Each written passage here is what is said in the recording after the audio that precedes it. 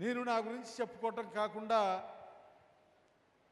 ఇవాళ ఈ చిత్రం నిర్మాణం జరగబోతుందంటే ఈ చిత్రం నేచురల్గా ఉండాలనేటువంటిది నా కోరిక. నేను ఏ పద్ధతుల్లో ఉండేవాడిని, నా పద్ధతి ఏంటి, నా విధానం ఏంటి, నా స్వభావం ఏంటి అనేటువంటిది ఉండాలి అనేటువంటిది. నా స్వభావం ఏంటి అనే దానికి వస్తే ఈ వ్యవస్థలో మార్పు రావాలి, మనందరిలో మార్పు జరగాలి. ఒకరిని ఒకరు మోసం చేసుకునే పద్ధతి కానీ, ఒకరిని ఒకరు దోసుకునేటువంటి పద్ధతి కానీ,